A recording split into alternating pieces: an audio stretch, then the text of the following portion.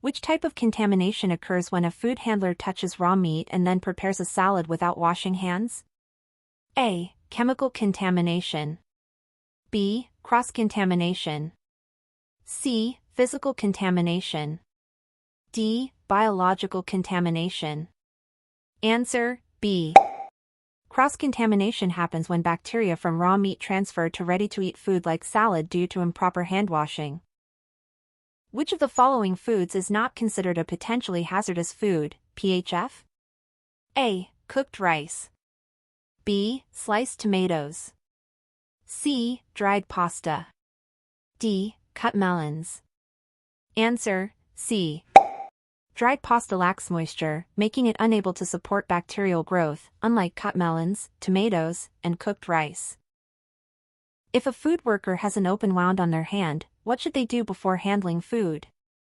A. Cover it with a bandage and wear a single glove. B. Wash the wound with soap and continue working. C. Apply antiseptic and leave the wound uncovered. D. Cover it with a waterproof bandage and wear a glove. Answer, D. To prevent contamination, wounds must be covered with a waterproof bandage and a glove when handling food. What is the ideal storage order for raw and ready-to-eat foods in a refrigerator from top to bottom? A. Poultry, seafood, ground beef, vegetables. B. Ready-to-eat food, seafood, ground beef, poultry. C. Ground beef, poultry, seafood, ready-to-eat food. D. Seafood, poultry, ground beef, ready-to-eat food. Answer, B.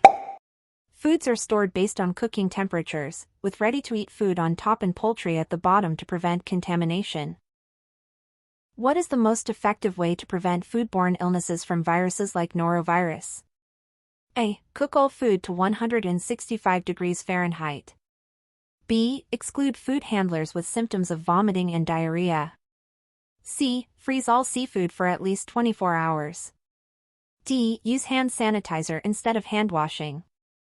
Answer, B.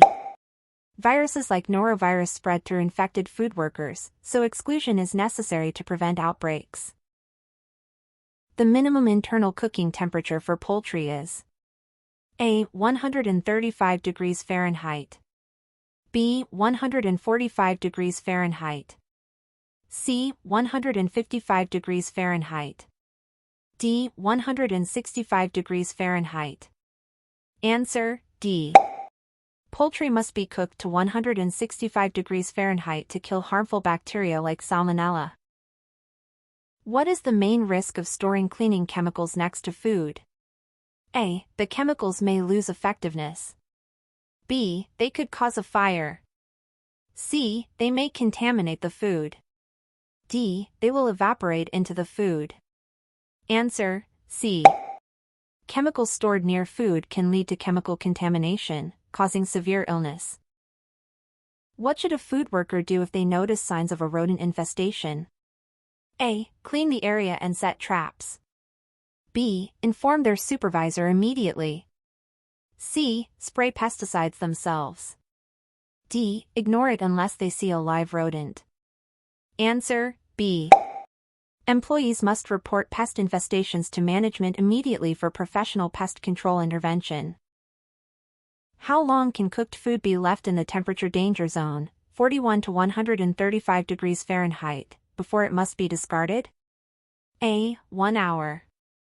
B. 2 hours. C. 4 hours. D. 6 hours. Answer, C. Food left in the danger zone for more than 4 hours must be discarded to prevent bacterial growth. Which of the following is not a safe way to thaw frozen food? A. In a refrigerator at 41 degrees Fahrenheit or below. B. Under running water at 70 degrees Fahrenheit or lower. C. On the counter at room temperature. D. As part of the cooking process. Answer, C. Thawing food at room temperature allows bacteria to multiply rapidly, increasing the risk of foodborne illness. What is the correct way to check the temperature of a large pot of soup? A. Use a glass thermometer. B. Insert a metal probe into the center of the soup. C. Check the steam rising from the pot. D. Dip a spoon in and taste it. Answer, B. The center of the soup provides the most accurate reading of its internal temperature. What is the primary function of a food establishment's hazard analysis and critical control points (HACCP) system? A. Ensure food tastes good. B. Identify and prevent food safety hazards. C. Reduce food waste. D. Improve employee efficiency. Answer, B. HACCP is a food safety management system that identifies and controls hazards in food production. What is the recommended water temperature for washing hands? A. Cold water only. B. 85 degrees Fahrenheit. C. 100 degrees Fahrenheit. D. 120 degrees Fahrenheit. Answer, C. Hand washing should be done with warm water, 100 degrees Fahrenheit, to effectively remove dirt and pathogens. What should be done with food that has been contaminated with raw meat juices? A. Cook it immediately to 165 degrees Fahrenheit. B. Freeze it to kill bacteria. C. Serve it if it looks safe. D. Discard it immediately. Answer, D. Food contaminated with raw meat juices must be discarded to prevent foodborne illnesses. What is the most effective way to prevent an allergic reaction in a customer? A. Label all foods as allergen-free. B. Avoid using any common allergens in the kitchen. C. Train staff to understand allergens and prevent cross-contact. D. Serve all foods at the same temperature. Answer, C. Staff must be trained to handle allergens properly and prevent cross-contact. When using a chlorine-based sanitizer, the minimum required concentration for sanitizing food contact surfaces is A. 25 ppm. B. 50 ppm. C. 100 ppm. D. 200 ppm. Answer, B. Chlorine-based sanitizers must have a minimum concentration of 50 ppm to be effective. What is the most effective way to cool large batches of hot food quickly? A. Leave it at room temperature for 2 hours. B. Store it in large, deep containers. C. Use an ice bath and divide it into shallow pans. D. Put it directly into the refrigerator. Answer, C. Cooling food in an ice bath and dividing it into shallow pans speeds up cooling and reduces bacterial growth. What should food workers do before handling ready-to-eat food? A. Rinse their hands in hot water. B. Put on a pair of gloves. C. Sanitize their hands with alcohol. D. Wipe their hands with a paper towel. Answer, B. Gloves provide a barrier to prevent contamination when handling ready-to-eat food. What is the required minimum internal temperature for reheating previously cooked food for hot holding? A. 135 degrees Fahrenheit. B. 145 degrees Fahrenheit. C. 155 degrees Fahrenheit. D. 165 degrees Fahrenheit. Answer, D. Reheated food must reach 165 degrees Fahrenheit for at least 15 seconds to kill any potential bacteria before being placed in hot holding. Which of the following is considered a physical contaminant? A. Bacteria. B. Cleaning chemicals. C. Glass shards. D. Mold. Answer, C. Physical contaminants are foreign objects like glass, metal, or plastic that can accidentally get into food and cause injury. What is the primary danger of preparing food while wearing jewelry, such as rings or bracelets? A. Jewelry can carry bacteria and cause contamination.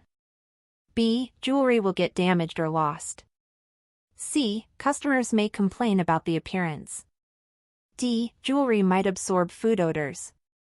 Answer, A. Jewelry can harbor bacteria, fall into food, or tear gloves, increasing the risk of contamination. A food worker notices a food item in dry storage is covered in small holes. What should they do? A. Throw it away immediately. B. Store it in a sealed container. C. Use it immediately before further contamination. D. Spray the storage area with insecticide. Answer A. Small holes in food packaging are a sign of pest infestation, and the food must be discarded to prevent contamination. What should be done if a food worker reports having jaundice? A. Monitor them for other symptoms. B. Allow them to continue working but restrict food handling. C. Exclude them from the workplace and report to the health department. D. Give them gloves and assign them to food prep tasks. Answer C. Jaundice is a symptom of hepatitis A, a highly contagious virus, requiring immediate exclusion and reporting. Which of the following is a key reason why ready-to-eat foods should not be handled with bare hands?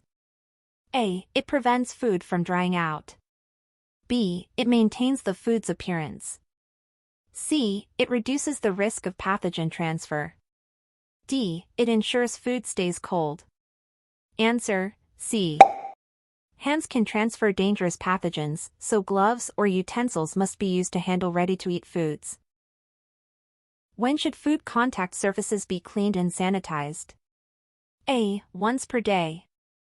B. Every 6 hours. C. After each use or when switching between food types.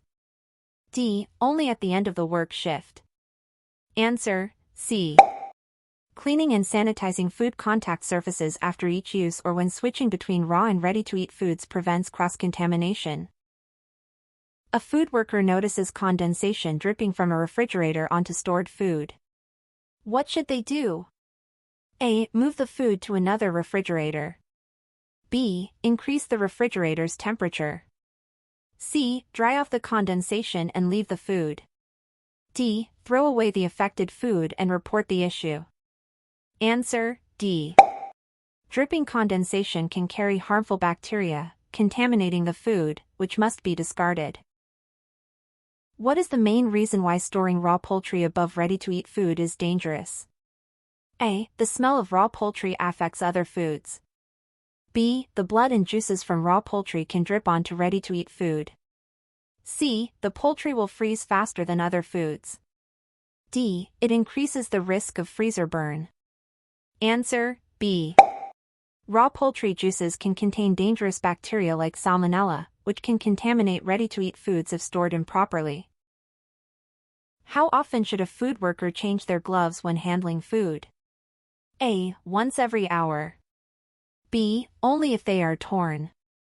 C. After handling raw meat, changing tasks, or every 4 hours of continuous use. D. Only at the end of their shift. Answer C.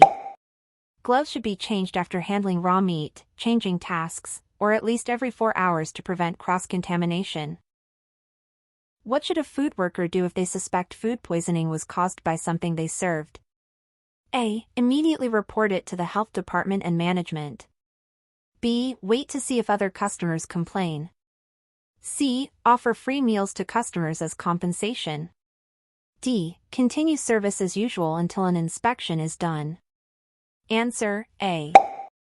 Foodborne illness outbreaks must be reported immediately to prevent further cases and contamination. What is the correct way to store dry foods like flour and rice? A. In open bags to allow air circulation. B. In tightly sealed containers off the floor. C. Next to cleaning chemicals for easy access. D. Near warm kitchen appliances to keep them dry. Answer B. Dry foods should be stored in sealed containers off the floor to prevent pest contamination and moisture buildup.